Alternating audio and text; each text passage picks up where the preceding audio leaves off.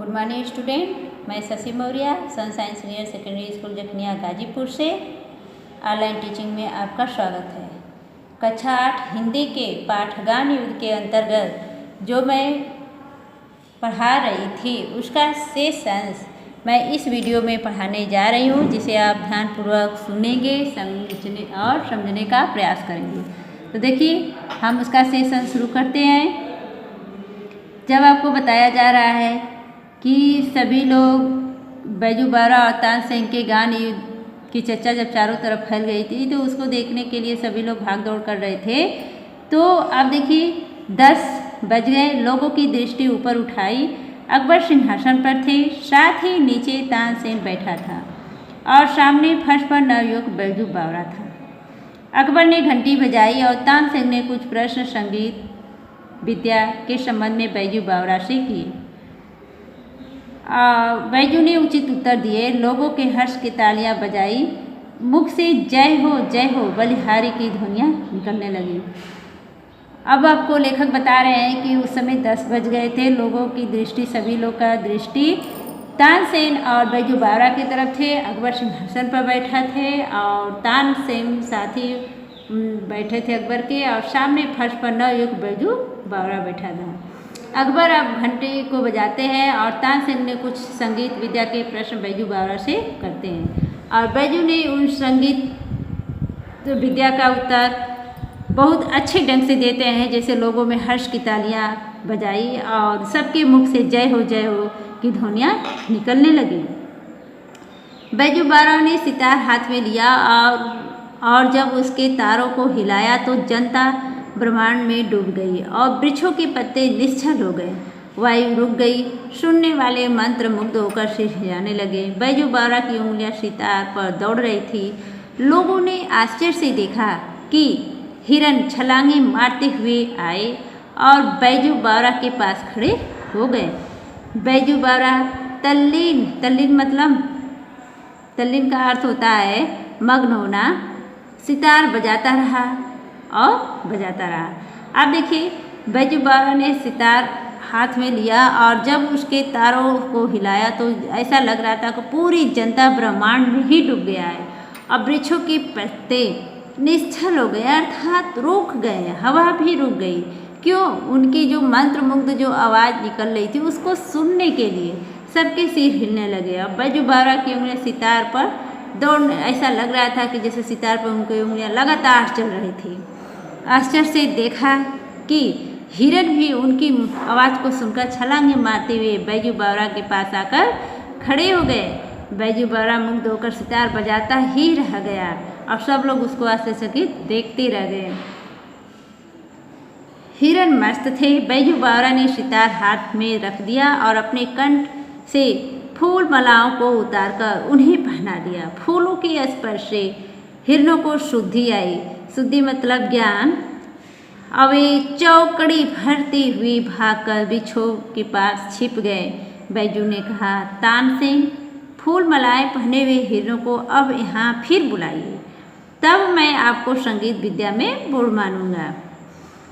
अब देखिए, जब बैजू गा रहे थे तो सारे हिरन दौड़ते उनके पास आए, मस्त हो गए और तानसेन अपने गले से फूलों का हार उतारकर हिरनों को पहना दिया और हिरन चौकड़ी भरते हुए भागते हुए वृक्षों के पीछे जाकर छिप गए।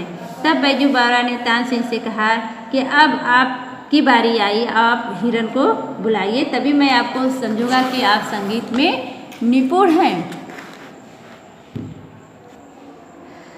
तानसेन सितार हाथ में लेकर अपनी पूर्ण प्रवीणता के साथ बजाने लगा।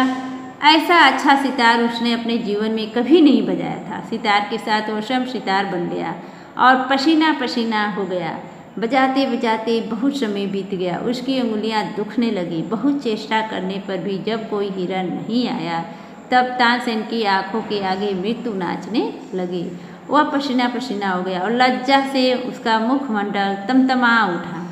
वह खिसियाना होकर बोला, वे हिरन तो अकस्मात इधर आ निकले थे। राग के प्रभाव थोड़े ही था। साहस है तो अब दोबारा बुलाओ।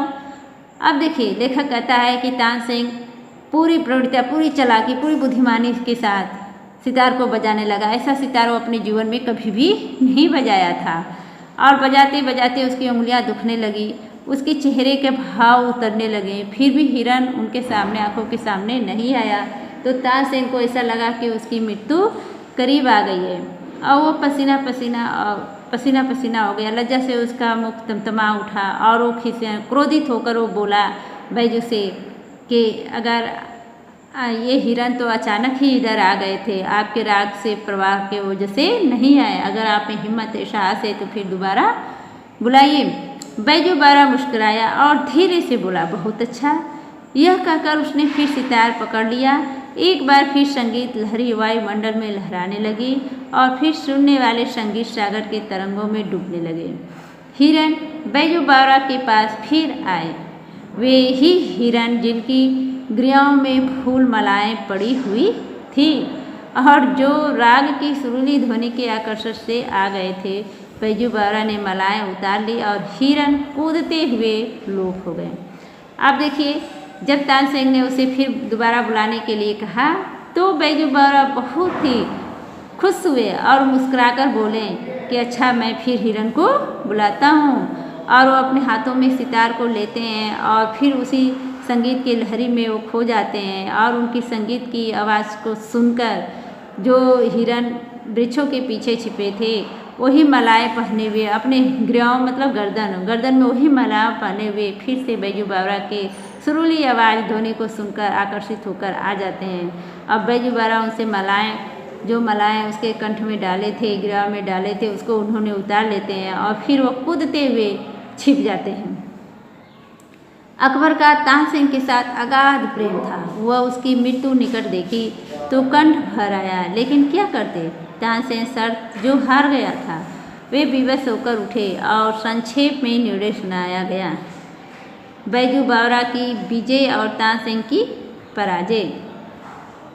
अब देखिए, अकबर का तानसेन के साथ बहुत ही गहरा प्रेम था और जब उसकी मृत्यु उन्होंने करीब देखी तो उनका कंठ भर आया, यानी अंदर से वो दुखी हो गए।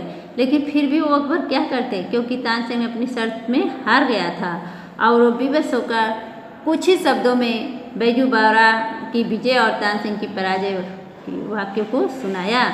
तानसेन कांपता हुआ आगे बढ़ा, वह जिसने स्वयं किसी को मृत्यु का घाट उतारते हुए दया नहीं की थी, उस समय दया के लिए प्रार्थना करने लगा। और जब अकबर ने अपनी घोषणा सुनाई तो निर्णय सुनाया तो तानसेन कांपता हुआ वह अकबर के पास से आया और वो अपने जीवन की प्रार्थना करने लगा, अर्थात अपने मृत्यु को घाट पास में देखते हुए वह घबराने लगा और अपने जीवन। बैजू बावरा ने कहा, जहाँ पना मुझे प्राण लेने की इच्छा नहीं है। इस प्रकार बैजू बावरा जब तानसेन को देखा कि अपने जीवन का भीख मांग रहा है तो वह अकबर से कहा, जहाँ पना अर्थात महाराज, मुझे किसी का प्राण लेने की इच्छा नहीं है। आप इस निष्ठुर नियम को हटा दीजिए जो आगरा के सीमाओं के अंदर गाएगा। यदि तानसेन से हार गया तो मरवा दिया जाएगा। तब बैजू बावरा करके, मुझे किसी का प्राण लेने की इच्छा नहीं है, मैं बस इस नियम को हटाना चाहता हूँ कि जो आपने लगाया था कि आगरा के सीमाओं के अंदर जो गाएगा और तानसेन से हार जाएगा उसे हम मरवा दिया जाएगा। अकबर ने अधीर होकर कहा। अकबर क्या है, अधीर होकर कहते हैं, यह नियम अभी इसी क्षण खत्म किया जाए। तो अकबर तुरंत अधीर हो जाते हैं, बेचैन हो जाते हैं और कहते हैं यह नियम अभी और तुरंत खत्म कर दिया जाए। तानसेन बैजू बावरा के चरणों में गिर पड़ा और दीनता से कहने लगा, यह उपकार जीवन भर नहीं भूलूंगा। इस प्रकार तानसेन बैजू बावरा के चरणों में गिर पड़ता है और बहुत ही गरीबतापूर्वक विनती पूर्वक कहने लगा कि हे बैजू बावरा, मैं आपका यह जीवन भर उपकार नहीं भूलूंगा। बैजू बावरा ने उत्तर दिया, 12 वर्ष पहले की बात है, तुमने मेरे पिता के प्राण लिए थे, यह उसी का बदला है। फिर इसके बाद बैजू बावरा तानसेन से कहते हैं, मैं किसी को मारना नहीं चाहता था, मैं तो इस 12 वर्ष पहले जो हमारे पिता के साथ आपने किया था अर्थात उनके प्राण लिए थे, मैं उसी का ये बदला है, क्योंकि मैं किसी को मारना नहीं चाहता था, बस इस नियम को हटाना चाहता था।